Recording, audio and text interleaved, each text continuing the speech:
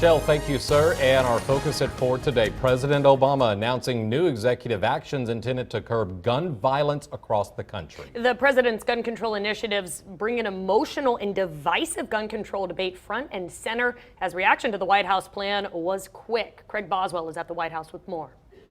Every time I think about those kids, it gets me mad. An emotional President Obama says the Sandy Hook Elementary massacre in 2012 and a string of other mass shootings since are the reasons why he's not waiting for Congress to implement new gun control measures. The gun lobby may be holding Congress hostage right now, but they cannot hold America hostage.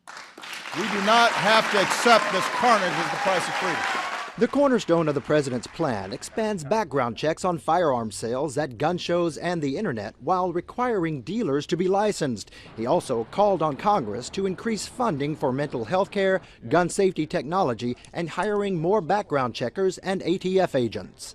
Getting money out of a Republican-controlled Congress may be tough, many of whom say the president is overreaching his executive power. What he's basically doing is he's issuing these things and he's ignoring the legalities of it. Barbara and Andy Parker, who lost their daughter Allison when she was gunned down on live television last August, say they are encouraged but will fight for more. The loopholes have been narrowed. They haven't been closed completely. We still have work to do, but I like what I see from the package that he's offering. The NRA dismissed the president's announcement as political rhetoric. Craig Boswell, CBS News, the White House. House Speaker Paul Ryan also issued a statement calling the president's plan a dangerous executive overreach and says the country will not stand for it. He's not the only one who feels that way. That's why we're talking to our KBTX legal analyst attorney Shane Phelps. Mr. Phelps, thanks so much for being here with us. It's always my pleasure. All right. In terms of the constitutionality of this, the points of the president's plan, we'll get to that.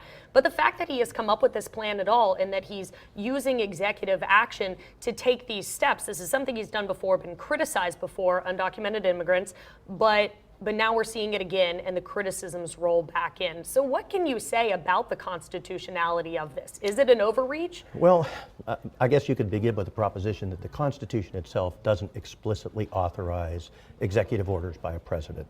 But over the course of the last 100 years or more, presidents have always had the ability to issue executive orders to basically run the executive branch, of which they are the head. Interestingly, the Emancipation Proclamation was an executive order. The desegregation of public schools was an executive order. The integration of the military was an executive order. So presidents have used this power for a long time. And President Obama, while the nature of his executive orders are somewhat controversial, the fact that he does it is not uncommon. President Reagan, 381 executive orders in his 8 years.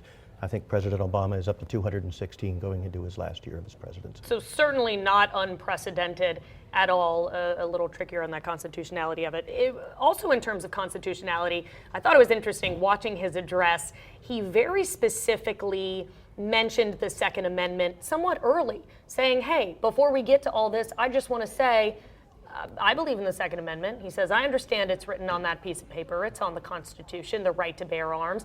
And he prefaced all of this by saying that everything that he was bringing up and that he was calling for did not infringe upon the Second Amendment.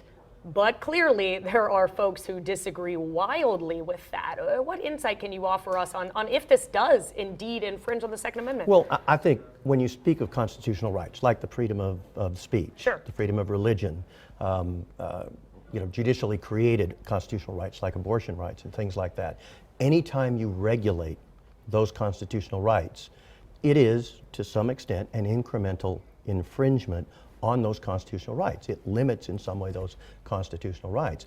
The issue is whether the government can state a compelling enough interest to regulate it such that it only infringes upon those constitutional rights to the least degree necessary to accomplish the compelling state interest of the government.